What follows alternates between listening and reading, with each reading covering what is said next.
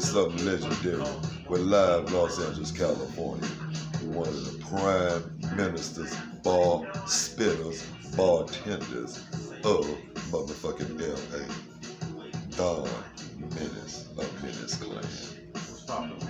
You dig? Man, it's an honor to be here with you, man. Yes, sir. Man, your track record, man, is impeccable. So, I mean, it's my understanding that I had to come and pay homage and show love to one of the few that's done it in this area. You dig? Appreciate you, bro. I sure appreciate you. Man, dig. Before we even start, man, as I said, man, your track record is impeccable. Tonight, as I say, we dealing with one half of the duo Menace Clan. Man, these cats first appeared on Papa, LQ, on one of his EPs, to even drop it on Bushwick Bill's Phantom of the Rapper. Remember that? Something classic, Making Monsters. Also drop on Scarface, The Homies, that's gold certified. With those kind of stats, hey man, it's nothing but an honor to give the culture the best there is, get the best knowledge from those that did it and still doing it. So as we start this podcast, man, let me get straight into it. Because like the viewers know how I get straight into the business, what they want to hear, what they want to know. Let's think about and talk about your beginnings and your starting rap out here. What was your start like? When did your love even start before rap? Let me ask that. Shit, man. I think I had a love for hip hop first. You know what I'm saying? Just the alternative to normal, regular culture shit. You know what I'm saying? It was something different. You know what I mean? With the breakdancing and the pop locking and all that. That's when I first grabbed onto it. You know what I mean? And then, because at that time I could sing. You know what I'm saying? Before my voice changed, I had a singing voice. You know what I mean? Wow. You know what I'm saying? But then my voice changed, and I was pop locking and breakdancing and shit. And then rap started being like something that I started gravitating towards. You know what I'm saying? Right. Like Run DMC was my favorite group back in the day. You know what I'm saying? Dumb Girls and My Adidas and all that. Wow. Shit. Another album. You know what I'm saying? Raising Hell album. Even being a West Coast resident, then you was banging that. Everybody on the West Coast, they can't say they didn't listen to New York rap, because that was basically really all we had. You know what I'm saying? I mean, we had don't get me wrong, we had Tidy T and Mixmaster Spade and dudes like that. You know what I'm saying? But they wasn't famous like that. You know what I'm saying?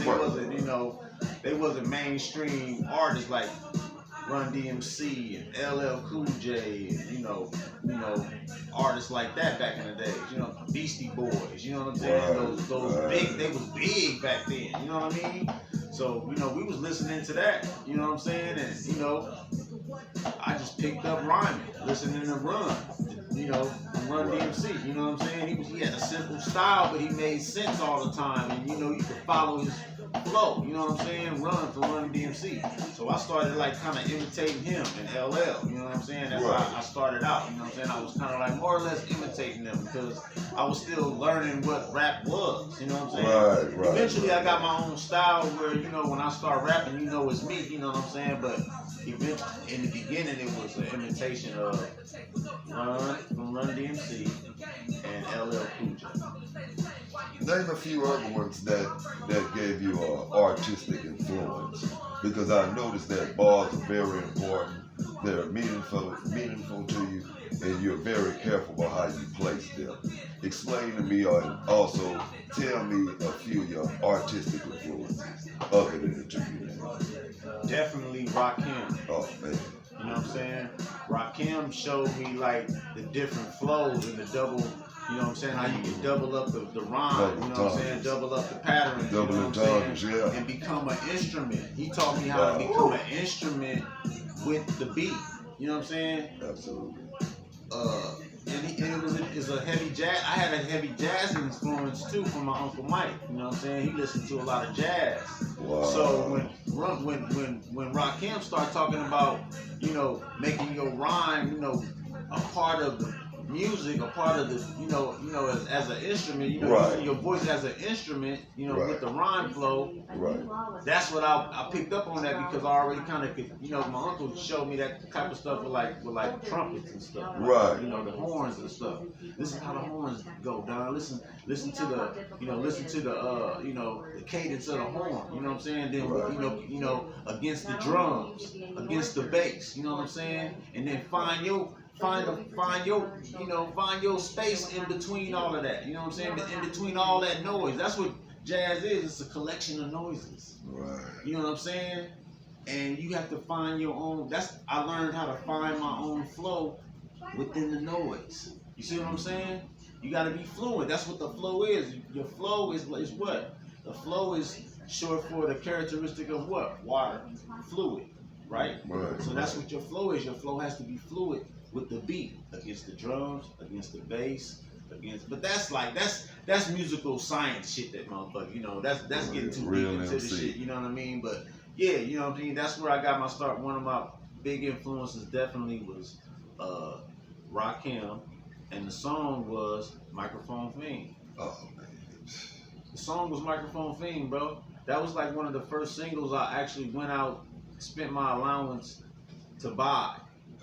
And I played that song over and over and over. Not because I particularly liked the song, but because I was studying a master. I knew he was a master then. This is 88. That's the ceremony. He was a God MC then. Yeah. Rakim. You know what I'm saying? Yes, sir. Rakim was a big influence. KRS-One was a big influence. Wow. Chuck D from Public Enemy was a big influence. Wow. Motherfuckers probably don't remember this name, but he was a big influence also on the Menace Clan, Chill Rob G. Wow. You know what I'm saying? He was a part of the Juice Crew back in the day. Right. You know what I'm saying? Chill Rob G.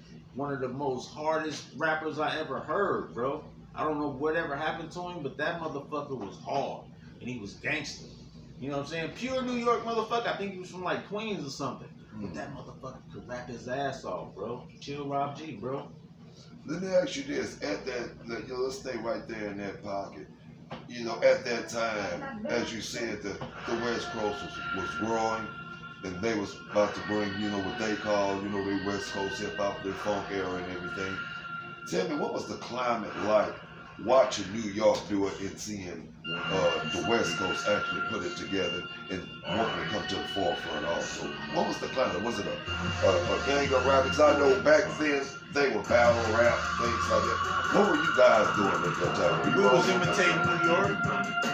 You had niggas running around here lying that they was from New York. Because you gotta remember, the gangbanging Crips and Bloods, that culture was already cemented in Los Angeles when rap came. Right. You know what I'm saying? Right. The big homies listened to R&B and shit, you know what I'm saying? And shit like that. So when hip hop came, you didn't want to seem corny by being a rapper if you was a gang member, you know what I'm saying? So you had niggas that just completely stepped out of the whole culture of LA and say, nigga, I'm from New York, to justify him being a rapper. You know what I'm saying? Well, why was it like that? Explain that right there. I mean, I see you play it. But what do you mean that they would? Why? To me, it seems like you were saying, and I could be wrong, correct me if I'm wrong, as if it felt like there was something wrong with calling yourself a rapper. Well, it was new. It was new. You couldn't be. We didn't know how to, and we didn't have no examples of a gangster rapper. Right, gangster rapper. Saying? There was no gangster rapper. There was no gangster rapper. Or at least that wasn't labeled that yet. Like I said, we had Toddy T with the Batarang. You know what I'm saying? That's a gangster rap. We had Ice-T, 6 in the morning. That's gangster rap. Right. But it wasn't labeled gangster rap. It was sort of like, he was a rapper, but he was telling like a street story. You know what I'm saying? Story. But he wasn't outright a gangster. You see what I'm saying? That didn't come till later. That didn't come till NWA, basically. You know what I'm saying? Ice Cube. You know what I'm saying? Boys in the Hood. You know, that type of shit. You know what I'm saying? That's when the gangster rapper is labeled the gangster rapper. You know what I'm saying? But in LA, we didn't have those examples yet. You see what I'm saying? we didn't have those examples yet. You know what I'm saying? So if you had already been a gang member and you felt like you wanted to be a rapper, you either had to, you couldn't be both at that time. You couldn't be a gangster and then be a rapper. Because, you know what I'm saying? We 24 hours out here, you know, gang banging. So how you doing that? How you rapping? You know what I'm saying? Until we got more examples of the rapper telling the gangster's story. Then we start saying, well shit, then they start saying, well damn little T-Top girl, you a real gangster. You can rap, you tell the story. You see what I'm saying? That's how I got thrusted into the shit, and that's how the homies accepted me being a rapper. They was like, nigga, you good at this shit, cuz. And we see that Run DMC and niggas making millions off this shit, nigga. You good at it. You do that. Be the gangbanging to us. You know what I'm saying? You did your shit already. You go be a rapper. Go do that. You see what I'm saying? So that's when the homies accepted me as being a rapper. But I'll never label myself because I'm rapping to get out of being a gangster. You see what I'm saying? That was the difference when we was picked up rapping. We was rapping to not be gangster. Because look, it's like we in the line to either get killed or go to jail for the rest of our life. For real. Not no bullshit. If this rap shit don't happen, then I got to go back to this. You see what I'm saying? My alternative is full on gang banging, full on drug dealing. So I need to be full on rapping. See, whatever you do when you're in the ghetto or where I come from, you gotta be 100 with that shit all the way full on doing that shit. If you pimping, you be a full on pimp. If you gang banging, you a full on gang banger. If you rapping niggas, you better be full on with that shit. You know what I'm saying? That's the only thing a nigga gonna respect in South Central LA. That nigga took the fullest with that shit. See what I'm saying? So that's what I did. I couldn't be a gangster and be a rapper at that time. You see what I'm saying? I had to do one or the other. Because I was really a gangster. You see what I'm saying? And now if I'm gonna do this music shit, I gotta really be doing the music shit because the two can't collide. It's two different worlds. You see what I'm saying? We see that. We see right now with the Young Thug and that shit don't work together. If you really do it. Let me ask you this for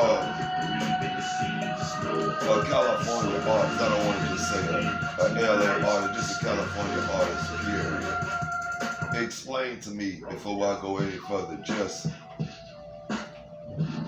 not only the pressure, but the stress of being a rapper, ripping for the West Coast, by it being the gang banging, having to represent, a lot of times not being able to be yourself. As of like right now, we look at YG, what YG and Tiger is doing. They went beyond to where they've crossed the border, to where when I mean by cross the border, they've crossed over to commercialism. And a lot of it is not really understood when it comes to the streets, because streets have codes, and at the same time, it's not even about code. When you're coming from the West Coast, it's a certain way people are expecting you to represent the West Coast. Tell me the stress and how hard, or maybe it's easier for you to drop what you want to be and be who you want to be instead of what the West Coast expects. Well, see, this is the thing. I never claimed to be a West Coast rapper. You see what I'm saying? I just happen to be born out here. You see what I'm saying? Like, I didn't get my start with a West Coast, you know, rap group, you know what I'm saying, or a West Coast record company. I got signed with a Southern record. So I had to be, you know, in that situation, it was like I wasn't really trying to be, like I said, I wasn't trying to be, I didn't want to be outright a gangster like that. Because I was already that. I'm rapping to get away from that. See, these rappers these days, they got record deals and then they want to be gangbangers. I was already a gangbanger, and then when I got a record deal, I couldn't be a gangbanger no more. Because I was really a gangbanger. You see what I'm saying? So when I got a record deal, I was trying to get away from gangbanging. You see what I'm saying? I need to get away. Because real gangbangers, two things happen. You go to jail or you get killed. Or three things happen. You get kicked, you're gonna get shot, you're gonna go to jail, or you're gonna get killed. You see what I'm saying? There's no other three outcomes to when you really gangbanging, not pretending. I'm talking really in the streets, really doing this shit. Really, niggas know you. The other gangbangers that really gangbang, they know you. You see what I'm saying? It's a community. The motherfuckers that shoot at each how other. easy was that? Because I mean, what I mean by how easy was that, it's like. So to answer your question, there was no pressure. There wasn't. There was no pressure. See, when we got our record deal, there was no gang, there was no homies that was like pressing us for money or extorting us or none of that shit. All these horror stories you hear these rappers have when they get, they get records. See, cause look, when they get a deal, that's when they become worth something to the hood. You see what I'm saying? Now you worth something. Little nigga, we didn't even know who you was until we seen that you got a record deal and you grew up down the street. Yeah, now come on, you can claim the hood now. You know what I'm saying? You can come and represent the hood now. Because guess what? While you was fine-tuning your music skills, you was scared to come fuck with us anyway. But we knew you was down the street. We know your brother though, he gangbang from the hood. See, that was me. I was already gangbanging from the hood. You see what I'm saying? But I'm exceptionally good at what I do. And the homies recognize that. They say, you got enough talent to where you can be Ice Cube or you can be Tupac. But represent the hood because we know you really from the hood. You see what I'm saying? So go on and do that, Dante. Because we don't want to go to your funeral. We don't want to have to put money on your books for the next 15, 20 years. You know what I'm saying? So there was no pressure. I didn't have to prove myself as a gang member in the industry. You see what I'm saying? See, these niggas, they get in the industry, they have to prove themselves as a gang member. I never had to, me and the niggas, See, that's what I didn't have to do that. That's the misconception. Right. You see what I'm saying? I didn't have to prove myself as a gang member. I was already a gang member. As a matter of fact, I was so much of a gang member to where I picked up music to where I don't want to gang bang.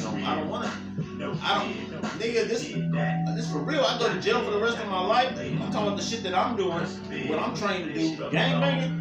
I'm gonna go to jail for the rest of my life, or somebody gonna shoot me. You know what I'm saying? Damn near kill me, or they gonna kill me. Absolutely. You see what I'm saying? There's no other way. That's why I be so surprised when gang members be like, damn, the homie got killed. Well, what the fuck else you think is gonna happen? Mm-hmm.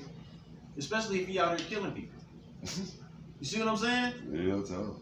So that was my alternative. The music was my way out. You see what I'm saying? Absolutely. And I took full advantage of it. You know what I'm saying? So what was that transition like? You like I said, like you said, you instead of signing with a West Coast label, you ended up signing with Rap Life, with a Southern rap label. Mm-hmm. How did that come about, and what was the transition like? Because I know back then, the West and the South, we always got along when it came to music. We always made great music together. Mm-hmm. But how easy was the transition, and how you was even able to get the opportunity? Well, how it came about. My guy, Kenny Kingpin, Pop LQ at the time, brought Jay Prince to my door. He knocked on my door. I answered the door. I see Jay Prince standing there, but I didn't know who he really was. I didn't know who he was. He had his back to me, so I saw the Rap-A-Lot on his jacket. I knew what Rap-A-Lot was. I knew the logo and shit, right? He turned around and he said, I'm Jay, my name is James Smith. At the time, he was James Smith. He hadn't changed his name yet. He was James Smith. He said, I'm the owner of Rap-A-Lot, and they telling me you rap. I want to hear you. So I was like, you know what I'm saying? Right when I'm looking at it, like, is this nigga for real? You know what I'm saying? My nigga jump off, Pop LQ, King Kingpin, he jump off the porch like, he for real, man. This is the owner of Rap-A-Lot. So I'm like, oh, okay. So, so at first, you really wasn't. Because you gotta understand, being from LA, I had been through this many times. Right. With Ruthless, with people that said they was with Death Row, with right. all the little labels, because we used to be at this place called The Good Life, so all the little labels was, people would always say all kind of things. I want to sign you, and it would never go through. Right. This dude, Jay Prince, came to my door and was like, "Come outside to my car. I got some beats in my car." You know what I'm saying? And I want to hear you rap. Some instrumentals he had. I guess it was like, beats that Face was supposed to rap on or whatever, or whatever. So I went outside. He opened his car door. He turned on, at that time, he still had cassettes in the car. So he put a cassette in, had beats on it, and he played some beats, and I started rapping.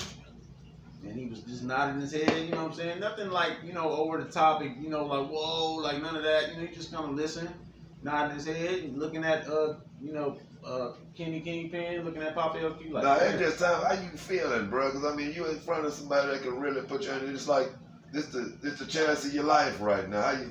I didn't take it as a chance of my life. This is something, it was like routine. It was routine. This is routine, like, you know what I'm saying? It was like routine. It was just like me rapping for anybody, you know, somebody, you know. Right. I didn't really. Okay, so you know, so all right, so he listened and he left, and then Papa LQ called my phone. And he was like, "Man, he want to sign you." I was like, "Did you tell him I'm in a group?" He was like, "Yeah." So he was like, What time Assassin get off work? I was like, he get off about 7 o'clock. Tell him y'all come back so y'all can hear the Menace Clan song. Mm-hmm.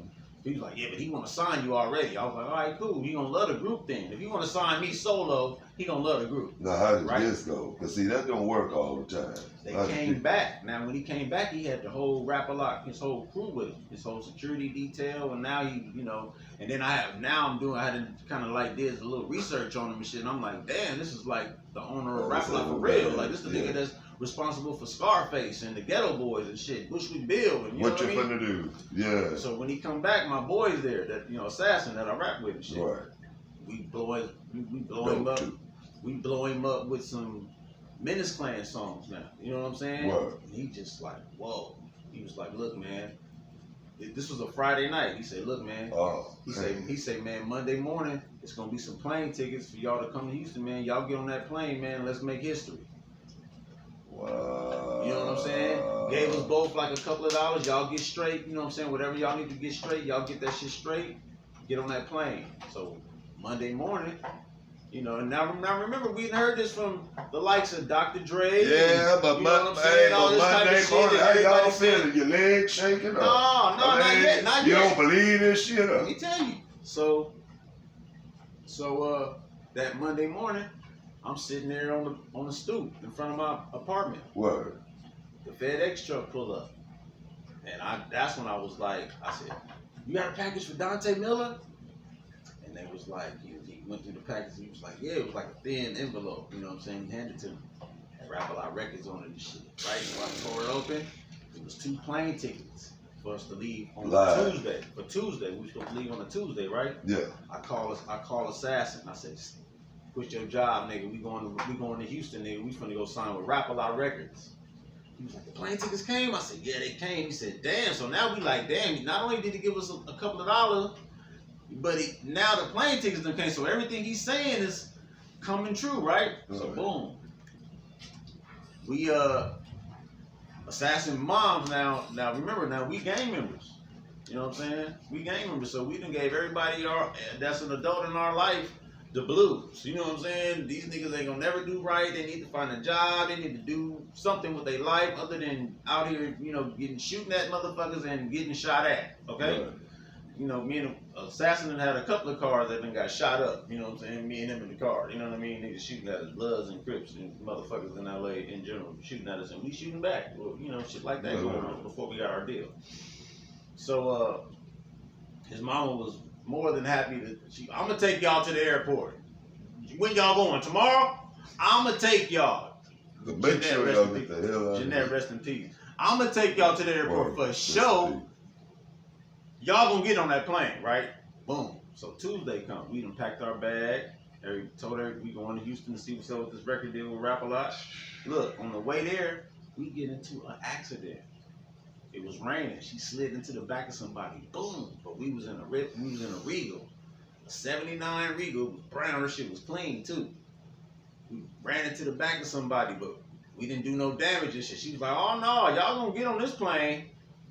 She got out the car. Excuse me, I'm sorry. I gotta take my son to the airport. You know, she got back in the car. Look, making sure we make that plane, right? We get to the airport. Boom. We get on the plane, get there. Boom. You know what I'm saying?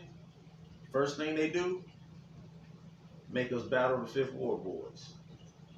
Wait a minute, Now wait a minute. Swear to God. Now at this time, now you just told me, I don't know if you bungee jumped. This Tuesday evening. I don't know if you done bungee jumped the whole field, but bro, you just told me that you guys are coming to sign this paperwork. Y'all got a deal, and the minute y'all get here, y'all battling some monsters, some legends. The Fifth Ward. Yes, sir. We pulled up at Dewey Shop on in Fifth Ward. And this before you sign. No, you gotta live. This is Tuesday evening. We get there Tuesday evening. We left LA Tuesday morning. We get off the plane. Popeye come pick us up, take us to Fifth Ward where Jay is. Jay and them is in there playing dominoes and shit in Dewey Shop. Dewey sell, at that time he sold CDs and cassettes and T-shirts and shit. You know what I'm saying? Right. He had all the rap-a-lot shit in there. You know what I'm saying? It's, you know, that's where they hang out at. It was the spot. You know what I'm saying? The record shop, the Dewey Shop. And they had a studio in the back. The Fifth Ward boys was recording in and shit. Right. So shit, Jay's like, y'all got some beats back there? Yeah, we got some beats. Throw them beats on, man. Shit, I want to hear y'all get down. These my boys from LA. He introduced us to right at that time. Jay introduced us to everybody as his next platinum act, the Menace Clan. This is my next platinum act out the West Coast, the Menace Clan. Straight up.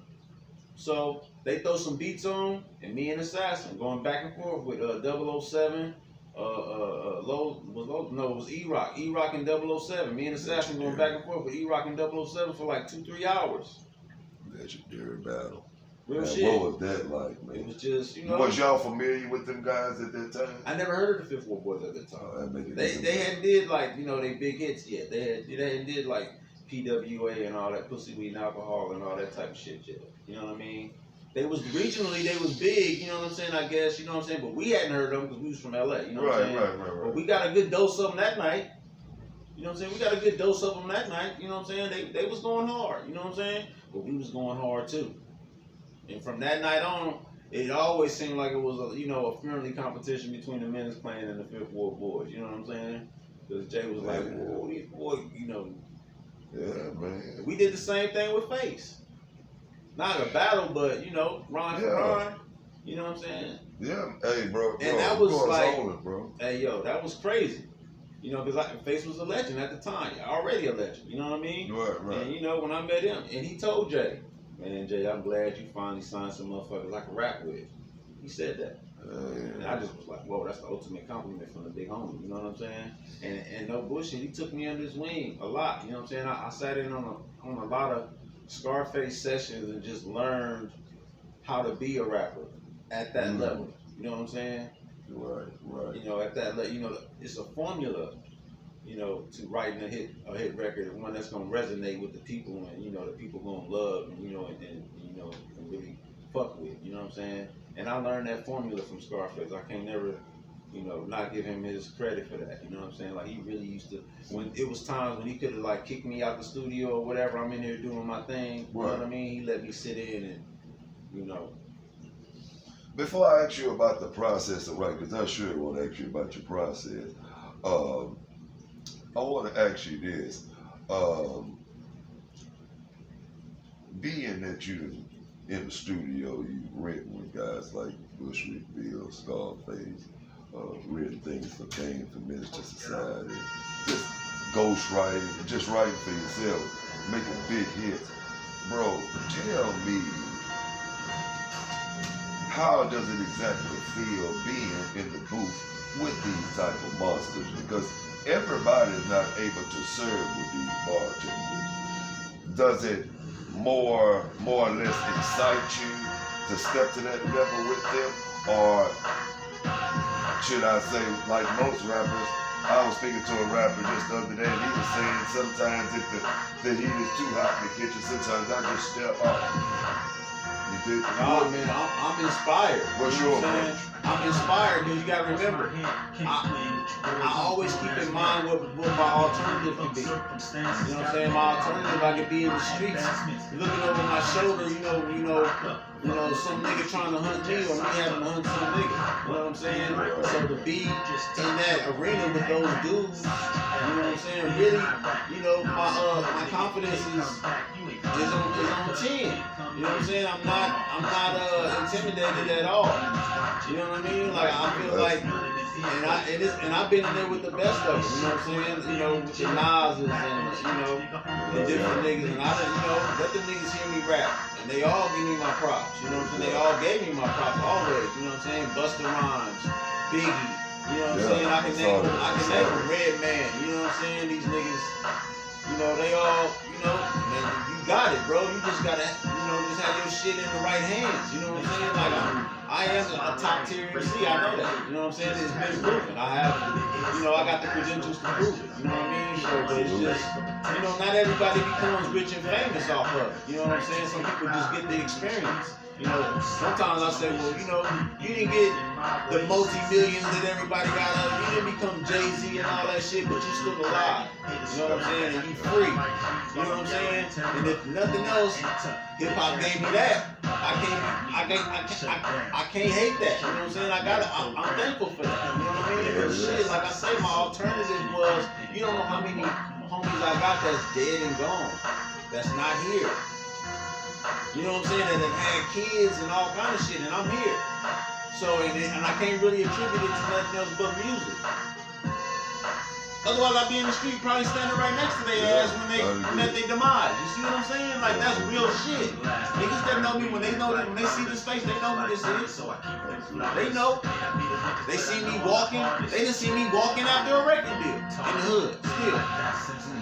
Same old nigga though. You know what I'm saying? That's Dante.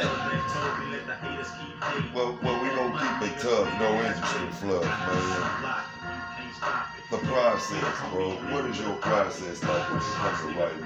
You a cat that'll come get the track, bring it on, write to it, maybe take a week or two to write the perfect situation, or you the type that maybe go into the booth, hear the track, and drop ASAP, or just maybe even both.